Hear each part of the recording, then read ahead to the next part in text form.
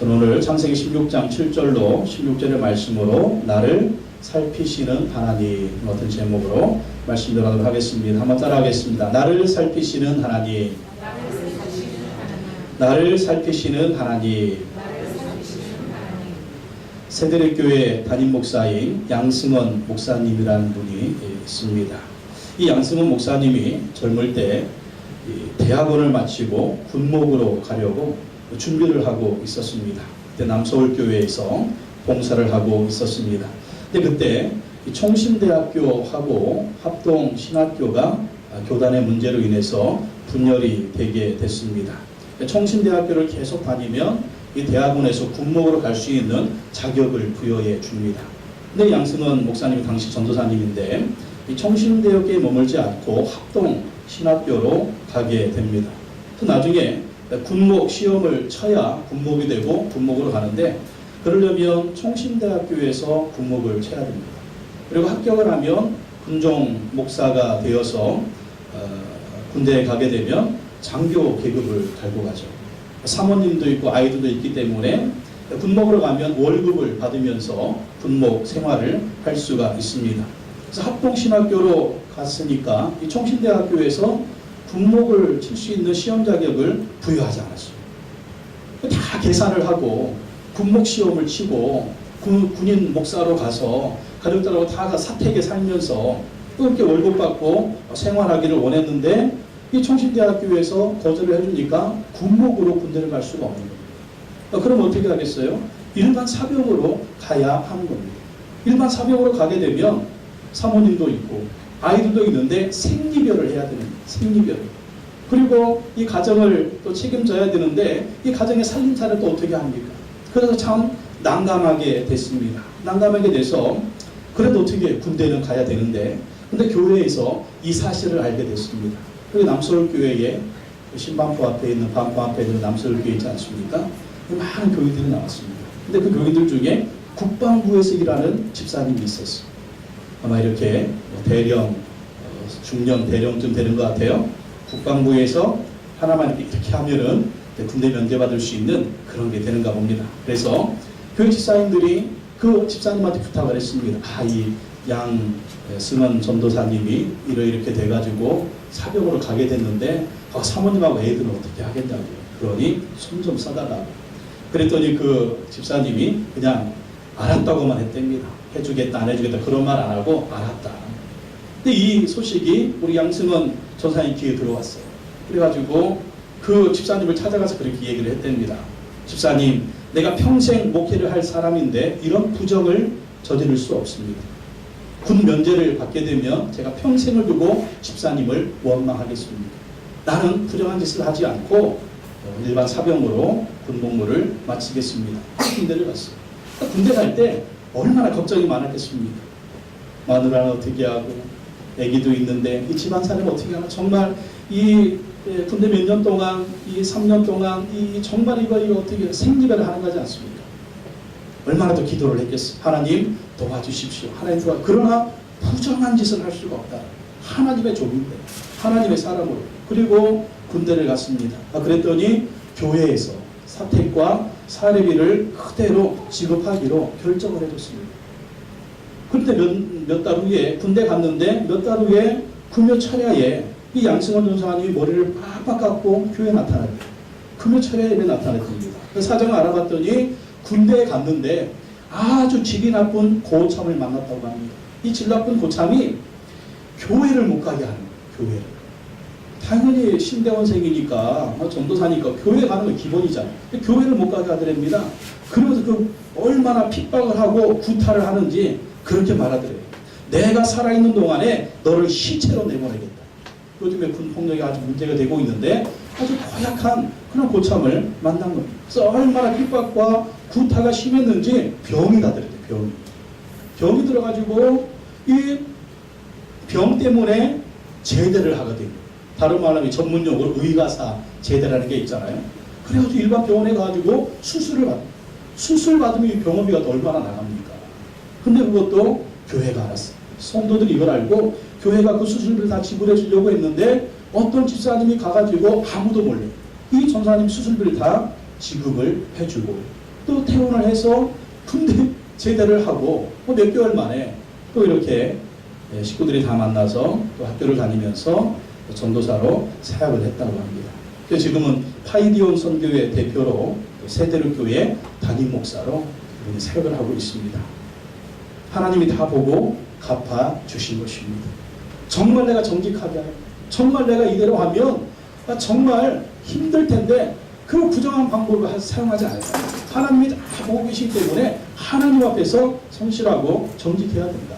그 하나님이 이 양승원 전도사님, 양승원 목사님을 귀하게 사용을 하신 것입니다. 이 하나님의 이름이 뭐냐? 나를 살피시는 하나님이다라는 것입니다. 나를 살피시는 하나님. 나를 살피시는 하나님은 나의 눈으로 확인한 하나님 또는 나를 지켜보시는 하나님이라는 뜻입니다. 하나님 우리의 모든 것을요 다 살펴보시고 지켜보신다. 그리고 내 삶의 어떤 어려운 현장 속에서 나를 살피시는 하나님, 나를 도우시는 하나님을 내 눈으로 확인할 수가 있다라는 것입니다. 오늘 창세기 16장에서 하갈이라고 하는 여인이 나옵니다. 근데 이 하갈이라는 여인이 하나님을 만났는데 그 하나님의 이름을 나를 살피시는 하나님이라고 그렇게 고백을 합니다. 하갈은 본래 애굽 사람이었습니다. 애굽에서 종으로 태어나가지고 종으로 살던 애굽 출신의 종입니다. 그런데 아브라함의 아내 사레의 몸종으로 가나안 땅에 오게 됩니다. 근데 이 아브라함과 사레 사이에 자식이 생기지 않는 거예요. 하나님이 자식을 준다고 했는데 자식이 생기지 않으니까 누구 마음이 조급하겠습니까? 사레 마음이 조급한 거예요. 조급해가지고 자기의 몸종이었던 이 하갈을 아브라함에게 첩으로 줍니다. 이게 당시에 그 지역의 문화였고 풍습이었습니다. 그래서 아브라함의 첩으로 간 이 하갈은 아기를 갖게 돼요. 그러니까 자기가 임신한 것을 알고 여주인 사레를 멸시합니다. 이러면 안 되는데 이 교만한 거죠. 자기의 위치를 망각한 겁니다. 그러자 여주인 사레가 아브라함의 허락을 받고 이 하갈을 이를 바득바득 걸면서 이 나쁜 여자가 내 몸종 주제에 내 남편에게 첩으로 준 것도 내가 정말 어쩔 수 없어서 그렇게 준 건데 뭐 내가 아이를 못 낳는다고 나를 무시해? 그래가지고 아브라함의 허락을 받고 하갈을 학대하게 돼요. 이 보통 구박한 게 구박이 아니라 학대를 했어요. 학대를 해가지고 여러분 이쁜 여자들이 마음에 한을 품으면 5, 6월에도 서리가 내린다고 전설의 고향에 보면 그 막 귀신들이 막 침 흘리고 나오는데 한결같이 이쁜 여자들 아니에요? 하이스토이 사례가 얼마나 이뻤습니까? 성격도 아주 불같아가지고 자기를 멸시했다고 하갈을 학대를 했어요. 이 학대를 견디다 못해가지고 하갈이 집을 나와서 광야로 도망을 가게 됩니다. 만삭의 몸입니다. 혼자 광야로 도망 나오면 어떻게 살겠어? 살 길이 막막합니다. 이제 나는 죽었구나. 나는 여기서 끝이구나. 그래서 샘물 곁에서 우물 한 사발 마시고 죽을 것을 생각하면서 신세한탄을 하고 있었습니다. 그런데 그때 하나님이 보내신 여호와의 사자가 나타나신 것입니다. 여호와의 사자가 나타나서 하갈을 만나셨습니다. 하갈은 아무도 나의 사정을 알아주지 못할 것이라고 생각을 했습니다. 심지어는 하나님도 이 나같이 천한 여인의 이 좋은 여인의 사정을 알지 못하고 알아주지 못하고 관심도 없을 것이라고 생각을 했습니다. 근데 하나님이 하갈을 만나주십니다. 그리고 하나님이 하갈을 만나주셔서 하갈을 축복해 주시고 하갈의 뱃속에서 태어나는 이스마엘을 축복해 주시고 하갈에게 복을 주셨다라는 것입니다. 그 우물 곁에서 하나님을 만난 하갈은 고백합니다. 그 하나님의 이름을 나를 살피시는 하나님이다. 엘로이, 나를 살피시는 하나님. 나는 버림받은 줄 알았어.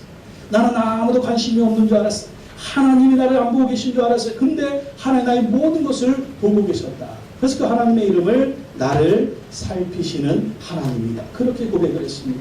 우리도 인생을 살아가면서 힘들고 어려울 때가 있습니다. 하나님은 정말 나를 보고 계신가? 나의 기도를 듣고 계신가? 그렇게 생각할 때가 있습니다. 사람들이 나의 사정을 아무도 알아주지 못해요. 내가 교회 다니면서 기도하고 예배하고 하나님을 의지하는데 하나님이 나를 살펴보지 않는 것 같습니다. 하나님도 사람도 나에게 관심이 없는 것 같습니다. 이런 마음을 가지고 절망할 때가 있습니다. 우물 곁에서 신세 한탄하며 눈물 흘리며 나는 끝났다라고 고백하고 생각했던 하갈처럼 우리 인생에도 그럴 때가 있습니다. 그때 하나님은 어디 계실까요? 그렇습니다. 하나님은요, 그때도 우리의 모든 것을 살피고 계신다는 것입니다. 우리 눈에 보이지 않지만 하나님은 우리 곁에서 나를 살펴보고 계신다는 거예요. 나를 돌보시고 있다는 것입니다. 그분이 나를 살피시는 하나님, 하갈이 만난 하나님이었습니다. 오늘 말씀을 통해서 나의 모든 것을 보고 계시는 하나님, 나의 모든 것을 살피시는 하나님을 통해서 은혜를 받고자 합니다. 첫째, 이 도망치는 하갈에게 하나님이 찾아오셨습니다. 오늘 16장 7절로 8절 말씀 보겠습니다. 창세기 16장 7절에서 8절 한 목소리로 읽어보겠습니다. 시작. 여호와의 사자가 광야의 샘물 곁 곧 술길 샘 곁에서 그를 만나 이르되 사레 여종 하갈아 내가 어디서 왔으며 어디로 가느냐. 그가 이르되 나는 내 여주인 사레를 피하여 도망하나이다. 여주인 사레를 피해서 도망가는 이 하갈이 광야로 도망갔어요.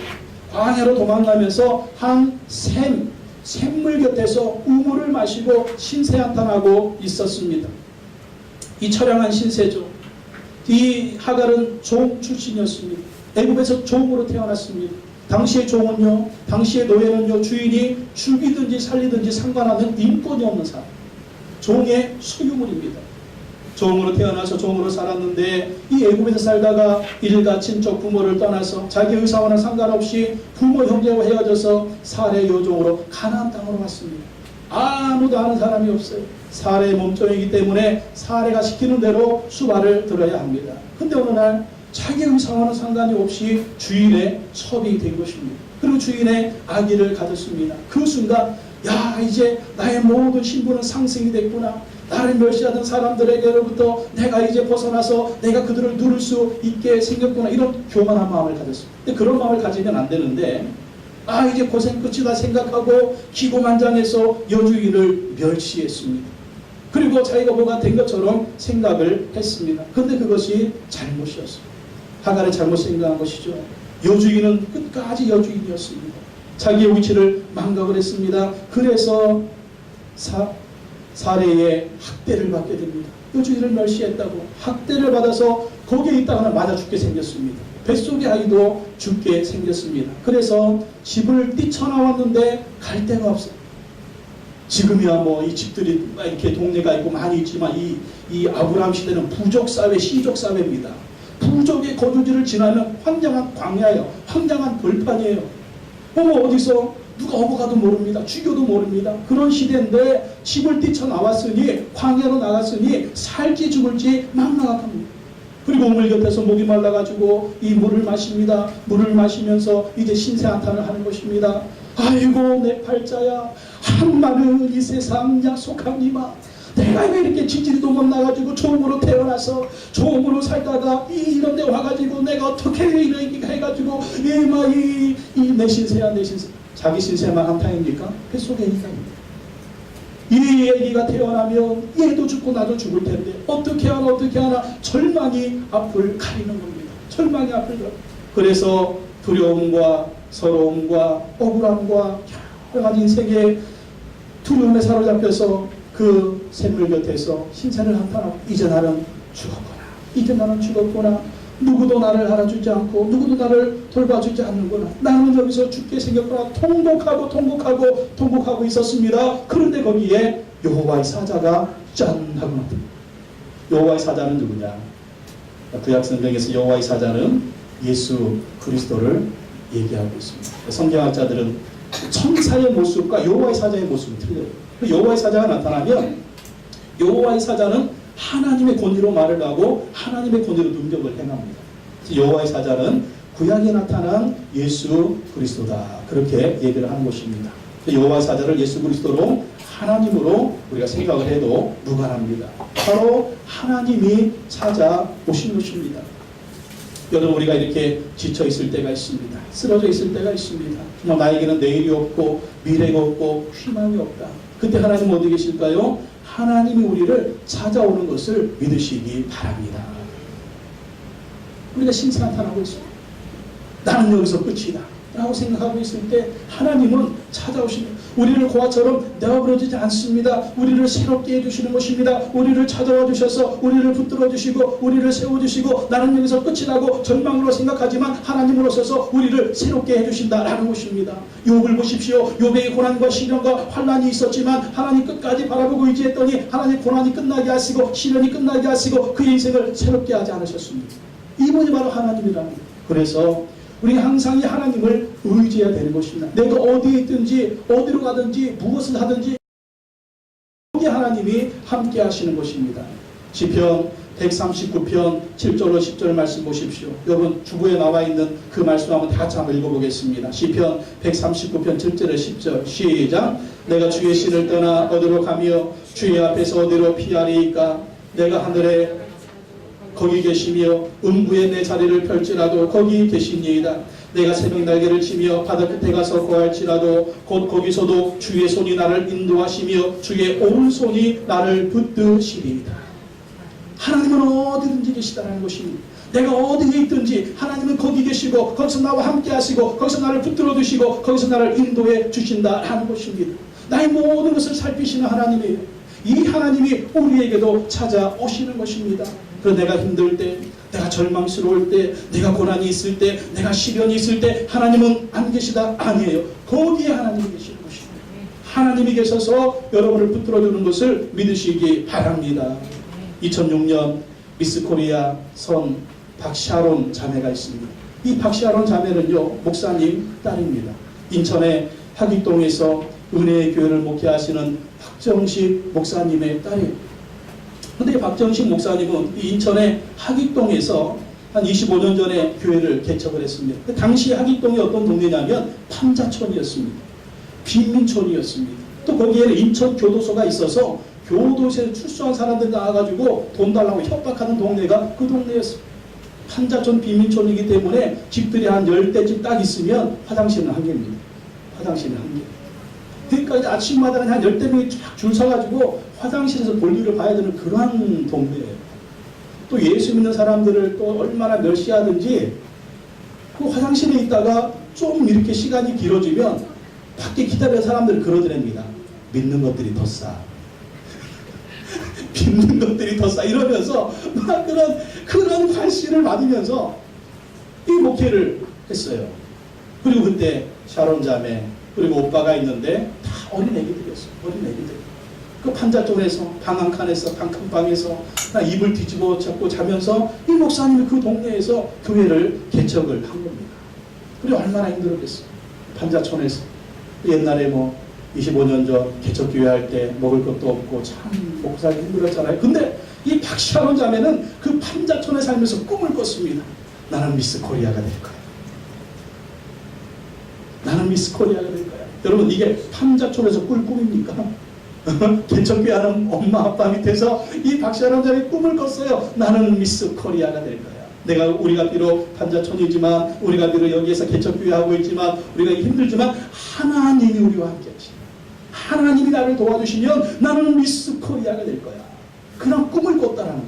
이 엄마 아빠도 정말 키도 크고 굉장히 잘생겼어요. 그래서 이와 동네 사람들이 얘기해 저 사모님하고 목사님, 저 전도사님은 아마 부잣집 아들하고 딸일 거야. 생긴 거 키도 크고 막 잘생겨가지고 그렇게 오해를 할 정도로 잘생겼대. 그런데 거기에 와서 목회를 한 겁니다. 목사님도 사모님도 꿈을 꿨습니다. 여기가 판자촌이지만 여기가 빈민촌이지만 여기서 교회를 개척했지만 하나님이 우리와 함께 하십니다. 하나님이 우리를 도와주신다. 그리고 환경을 보지 않고 자신들의 처지를 보지 않고 정말 먹을 것이 없어가지고 시어머니를 모시고 살았는데 시어머니가 먹을 것만 생기면 아들만 줬대. 아들만 주고 사모님은 못 먹게 했대요. 막 그런 일이 있었. 그러면서 하여튼 목회를 한 거예요. 했는데 꿈을 가졌어. 이 목사님도 사모님도 꿈을 가고 샤론 자매도 꿈을 가고 이 꿈을 가고 하나님 우리를 축복해 주실 것이다. 그렇게 했는데 거기서 이제 개발이 되면서 아파트촌이 되고 이 목사님 성도님들을 말씀으로 잘 훈련시키고 양육을 시켜서 지금은 2,000명이 넘는 그런 성도가 출석하는 교회가 되었고요. 이 샤론 자매는 처음에 그 미스 인천에 출전을 했는데 그때 가진 돈이 4만 원. 4만 원 가지고 미스 인천에 출전을 했대요. 근데 거기에서 미스 진에 당첨이 된 겁니다. 그리고 이 미스 코리아 전국대회에 출전을 했는데 미스 코리아 선에 당첨이 된 겁니다. 그 교회는요, 벽에 이런 글씨가 쓰여 있습니다. Scars into stars.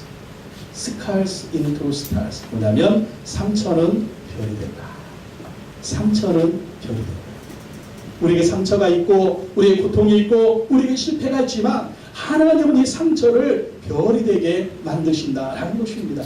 그래서 어떤 상처, 어떤 고난, 어떤 시련이 있어도 하나님을 의지하라. 그러면 하나님은 상처가 별이 되게 하신다라는 것입니다.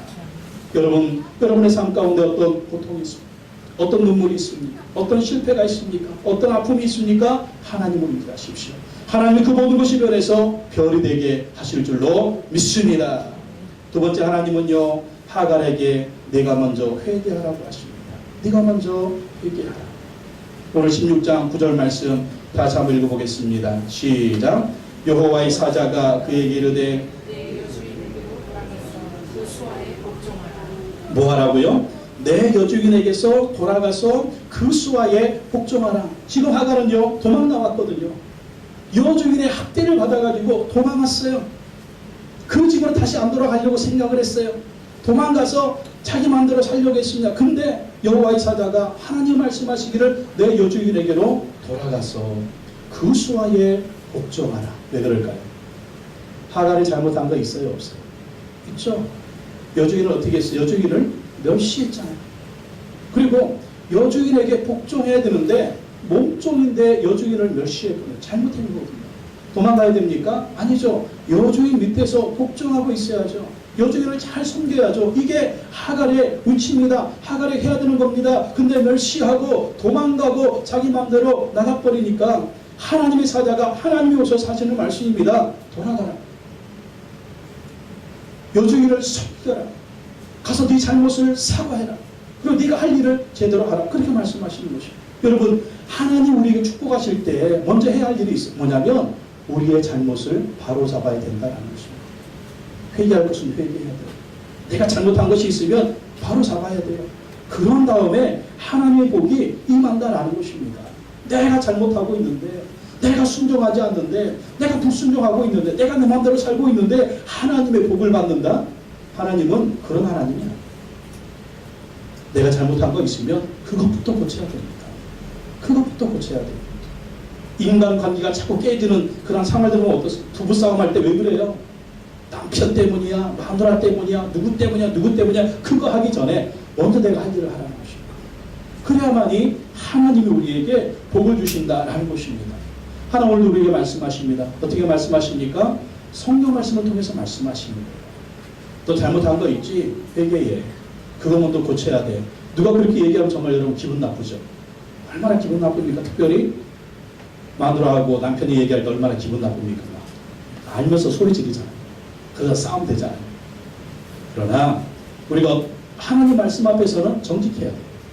하나님 말씀 듣고 순종해야 됩니다. 하나님이 말씀하시는데 나는 잘못 없어요. 누구 때문이에요? 누구 때문이에요? 누구 때문에? 그러면 안 된다는 거예요.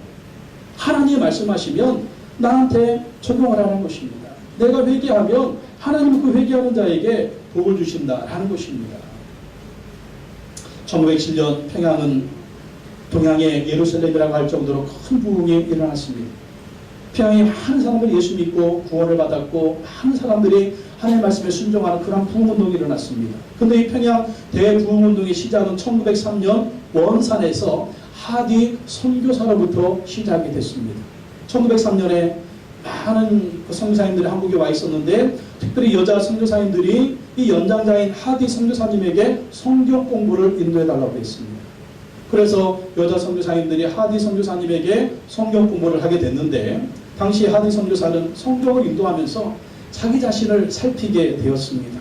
뭐냐면 자기 자신은 성령 체험도 없고 회개도 없는 그런 신앙의 모습을 발견했습니다. 그리고 외국 선교사이기 때문에 이 조선에 배우지 못한 사람들, 가난한 사람들을 은근히 무시하는 그런 마음이 있었습니다. 그런데 성경 공부를 하다 보니까 자기 자신이 잘못됐다라고 하는 것을 깨닫게 됐습니다. 그래서 기도하면서 성령의 임재를 체험하고 기도하면서 회개를 체험을 했습니다. 그리고 예배를 인도하면서 이 조선의 성도님들한테 그렇게 고백을 했어요. 여러분, 저는 죄인입니다. 제가 은근히 여러분을 무시했습니다. 제가 고집불통이었습니다. 제가 여러분 앞에서 교만했습니다. 저의 죄를 회개합니다. 용서해 주십시오. 그랬더니 그때부터 부흥의 물길을 하는 것입니다. 선교사가, 외국 선교사가 회개하니까 성도들이 은혜 받죠. 같은 동료 선교사님들로 은혜 받죠. 그래서 1903년에 이 원산 대부흥운동이 1907년 평양의 대부흥운동으로 이어졌다라는 것입니다. 하나님 말씀 붙들고 회개하고 자기 자신을 바로 잡으면 하나님의 은혜와 능력이 나타난다라는 것입니다. 그리고 하나님은 하갈의 잘못을 돌이키고 말씀에 순종할 때 축복해 주시겠다고 약속을 해 주십니다. 오늘 16장 10절에서 12절 말씀 보십시오. 10절에 12절 한번 읽어보겠습니다. 시작. 여호와의 사자가 또 그에게 이르되 내가 내 씨를 크게 번성하여 그 수가 많아 셀 수 없게 하리라. 여호와의 사자가 또 그에게 이르되 내가 임신하였은즉 아들을 낳으리니 그 이름을 이스마엘이라 하라. 이는 여호와께서 내 고통을 들으셨음이니라. 그가 사람 중에 들나귀같이 되리니 그의 손이 모든 사람을 치겠고 모든 사람의 손이 그를 칠지며 그가 모든 형제와 대항해서 살리라 하니라. 돌아가라. 내 여종인에게 복종하라. 사례한테 사과하라. 그러면 내가 너에게 축복해 주겠다. 어떤 축복입니까? 내가 내 씨를 크게 번성하여 그 수가 많아 셀 수 없게 하리라. 하갈은 지금 자기 뱃속에 아기도 죽고 자기도 죽을 거라고 생각을 했어요. 근데 하나님이 태어나게 할 것이고 그 자손의 자손에 복의 복을 줄 것이고 그 자손이 번성해서 셀 수 없는 큰 축복을 줄 것이다. 그리고 11절에 여호와의 사자가 또 그에게 이르되 내가 임신하였은즉 아들을 낳을 것인데 그 이름을 이스마엘이라 하라. 이스마엘의 뜻이 뭐라고요? 여호와께서 내 고통을 들으셨음이니라. 하나님 너의 고통을 들으셨다. 하나님은 너의 눈물을 보았다. 하나님은 너의 아픔을 보았다. 하나님 의 고통을 들으시고 치료해 주시고 복을 줄 것이라고 약속해 주는 겁니다. 그리고 이스마엘은 태어나서 사람들 중에 들나귀같이 되겠고 모든 사람이 그를 치겠지만 그도 지는 강한 아들이 될 것을 하나님이 약속해 주시는 것입니다. 이 축복이 언제? 하나님 앞에서 회개하고 돌이키며 하나님 이런 복을 주시겠다라는 것입니다. 하갈은요 종입니다. 몸종에 불과합니다. 노예 출신입니다. 그럼에도 불구하고 하나님이 하갈에게 왜 이러한 축복을 주실까요? 그 이유는 순전히 아브라함 때문입니다. 아브라함의 아내입니다. 아내가 됐습니다. 그리고 아브라함의 아기를 가졌어요. 아브라함 때문에 하갈이 이런 복을 받는 것입니다. 여러분, 우리도 왜 우리가 구원받을까요? 왜 우리가 하나님의 자녀가 될까요? 왜 우리가 천국 시민이 될까요? 왜 우리가 부활의 축복을 받을까? 왜 우리에게 영원한 생명이 주어집니까? 우리가 의로워서, 우리가 잘나서? 절대 아닙니다. 바로 예수 그리스도를 믿기 때문입니다. 예수 그리스도를 믿기 때문에 우리 죄가 용서받고 천국의 시민이 되고 하나님의 자녀가 되고 부활의 소망을 얻고 영원한 생명을 얻게 되는 것입니다. 그렇기 때문에 우리는 사나 죽으나 누구를 붙들어야 된다? 예수 그리스도를 붙들어야 돼요. 우리는 사나 죽으나 예수님을 믿어야 됩니다. 예수님 의지해야 됩니다. 예수 없으면 구원도 없는 거예요. 예수 없으면 천국도 없는 것입니다. 예수 없으면 부활도 없는 것입니다. 예수가 없으면 우리는 지옥에 가는 거예요. 그래서 우리가 살기 위해서, 우리가 천국을 얻기 위해서, 부활의 축복을 얻기 위해서 예수 그리스도를 끝까지 잘 믿어야 된다라는 것입니다. 또한 세 번째, 하갈은요 하나님 말씀에 순종해서 복을 받게 됩니다. 하나님 말씀 순종해서 복을 받습니다. 오늘 창세기 16장 13절 14절 읽어보겠습니다. 시작. 하갈이 자기에게 이르신 여호와의 이름을 나를 살피시는 하나님이라 하였으니 이는 내가 어떻게 여기서 나를 살피시는 하나님을 배웠는고 하니라. 이러므로 그 샘을 부엘라 헤로이라 불렀으며 그것은 가데스와 베레 사이에 있더라. 하갈은 너무 놀랐습니다. 너무 감탄했습니다. 그래서 하나님의 이름을 나를 살피시는 하나님이다. 나를 살피시는 하나님이다. 아무도 나를 몰라준다고 생각했습니다. 심지어는 하나님조차도 나를 몰라준다고 생각했습니다. 하나님은 그저 내 주인 아브라함의 하나님이고 내 여주인 사라의 하나님이지 이 천한 종의 하나님이라고 생각을 하지 않았습니다. 근데 이 하나님이 나의 모든 것을 살피고 계셨다. 고백합니다. 이는 내가 어떻게 여기서, 이는 내가 어떻게 여기서 나를 살피시는 하나님을 배웠는고, 어떻게 자기 스스로 버림받았다고 생각을 했습니다. 하갈은 자기 스스로 나는 여기서 끝났다고 생각을 했습니다. 하갈은 자기 스스로 이제는 나의 미래는 없다. 죽음만이 나의 앞에 있을 것이다. 그렇게 생각을 해서 근데 어떻게 하나님이 거기까지 찾아오셔서 하갈을 살펴주시고 하갈을 붙들어주시고 하갈의 인생을 새롭게 하신 것입니다. 여러분 절망하지 마십시오. 어떤 문제 앞에서 포기하지 마십시오. 거기에 하나님이 계십니다. 여러분 스스로 끝내지 마십시오. 하나님이 끝내도록 하십시오. 여러분 스스로 포기하지 마십시오. 하나님 포기하라고 할 때까지 하나님은 나를 살피시는 하나님이십니다. 하나님께서 하갈의 무엇을 보셨을까요? 그렇습니다. 종으로 태어나는 순간 보셨어요. 애굽에서 사는 모습 보셨어요. 가나안 땅을 오는 모습 보셨어요. 아이를 임신해서 학대하는 모습도 보셨어요. 멸시하는 모습도 봤어요. 잘못도 봤어요. 그의 고통도 아픔 모든 것 하나님이 다 보고 계셨습니다. 나를 살피시는 하나님은 내가 태어나는 순간부터 지금까지 나를 살피고 계시는 분입니다. 이 하나님이 붙들어 주시는 것입니다. 그리고 하갈은 고백합니다. 샘물 곁에서 나를 살피시는 하나님을 만났는데 그 샘의 이름을 뭐라고 합니까? 부엘라 헤로이. 이 뜻은 뭐냐면 나를 살피시는 살아계신 하나님의 우물이다. 근데 이 우물은 어떤 우물이었어요? 절망의 우물이었잖아요. 죽음의 우물이었잖아요. 나는 여기서 끝났다고 고백한 절망의 우물이었는데 그 절망의 우물의 그 현장이 나를 살피시는 살아계신 하나님의 우물이었습니다. 여러분, 여러분 절망하는 장소가 어디예요? 눈물 흘리는 장소가 어디입니까? 혼자 몰래 여러분의 안방? 여러분의 거실? 아니면 어디? 거기만 가면 절망이 되고 신세 한탄이 되고 말을 할 수 없고 나는 이제 끝이라고 고백하는 그 현장. 근데 거기가 하나님의 기적의 현장인 것을 믿으시기 바랍니다. 하나님이 거기 계시다라는 거예요. 거기 계셔서 하나님이 여러분을 살피시고 여러분을 만나시고 여러분의 기도를 들으시고 여러분의 눈물을 보시고 여러분의 한숨을 들으시고 여러분의 인생을 새롭게 하시는 것을 믿으시기 바랍니다. 그리고 겸손하게 하갈은 하나님 말씀에 순종합니다. 다시 돌아갑니다. 사라한테 사과합니다. 몸종으로서 순종합니다. 그랬더니 이스마엘이 태어나게 하시고 하갈을 복되게 하시고 그 이스마엘의 삶을 하나님이 복되게 하시는 것입니다. 여러분 우리도 이런 하나님의 기적을 경험하려면 어떻게 해야 될까요? 하나님 말씀에 순종해야 될 줄로 믿습니다. 하나님 말씀에 순종해야 돼요. 여러분 우리가 얼마나 생각이 많아요. 우리가 얼마나 절망이 많아요. 우리가 얼마나 불가능이 많아요. 우리가 얼마나 힘든 것이 많아요. 내 힘으로 하려고 하니까 절망이에요. 내 힘으로 하려고 하니까 끝났어요. 내 힘으로 할 수가 없어. 내일을 볼 수가 없어. 뭔가를 할 수가 없습니다. 근데 하나님의 말씀에 순종하는 것은 무엇이 있느냐? 하나님의 약속이 우리 삶 가운데 이루어진다는 것입니다. 그렇기 때문에 순종하라는 거예요. 내 마음대로 살다 보면 하나님 약속과 상관이 없다니까요. 하나님 말씀에 순종하는 순간부터 하나님의 약속이 나의 것이 됩니다. 그 하나님의 약속이 무엇입니까? 성경 66권이에요. 아니 하나님이 아브라함의 하나님, 이삭의 하나님, 야곱의 하나님, 하갈의 하나님, 또 누구의 하나님이에요? 나의 하나님. 따라합시다. 나의 하나님. 나의 하나님. 이 나의 하나님을 경험하면 어떻게 되느냐? 이 말씀을 읽고 순종. 기독교는요 한 책의 종교입니다. 이 책이 뭐예요? 바로 성경 말씀. 한 책의 종교.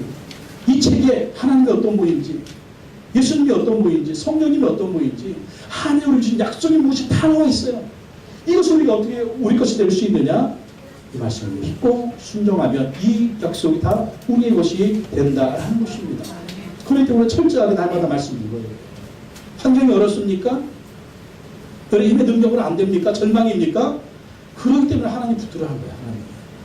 하나님 말씀 읽고 순종하면서 살아가다 보면 이 약속이 우리 삶 가운데 이루어지는 것입니다. 사람들이 이걸 뭐라고 얘기해요? 기적이라고 얘기하죠. 기적. 기적이다. 기적이다. 야, 기적이 일어났네? 우리는 기적의 사람들입니다. 왜? 우리 아버지가 하나님이니까. 그 하나님은 이 말씀에 순종하는 자에게 날마다 기적을 베풀어 주시는 거예요. 얼마나 하나님에 대한 체험이 있습니까? 얼마나 하나님의 기적을 체험했습니까? 말씀 없이, 하나님 없이 내 마음대로 살려고 하면 기적은 없습니다. 여전히 맨날 눈물을 흘려야 되고, 맨날 신사한탄해야 되고, 맨날 절망해야 되고, 사람들하고 지지먹고 싸워야 되고, 왜 예수 믿는데 왜 그래요? 왜? 풍성한 삶이 내 삶에 왜 없습니까? 왜 하나님의 기적이 내 삶에는 왜 없습니까? 기도에도 응답이 왜 없습니까? 내 마음대로 사니까 그래요. 하나님의 순종했을 때 하나님의 약속이 이루어지잖아요. 하나님의 축복이 이루어지잖아요. 하나님의 능력이 이루어지잖아요. 하나님의 기적이 이루어지잖아요. 하나님의 말씀에 순종하시기 바랍니다. 그러면 어떻게 해야 돼? 말씀 읽어야죠. 큐티 해야죠. 말씀 들어야죠. 덮어놓고 믿으면 안 됩니다. 여러분, 펴놓고 믿으세요. 하나님의 말씀 피우고 읽고 순종하면서 이 말씀이 이루어질 줄로 믿습니다. 믿습니다. 믿습니다. 믿고 순종하다 보면 기적이 일어난다니까요. 누구 약속이에요?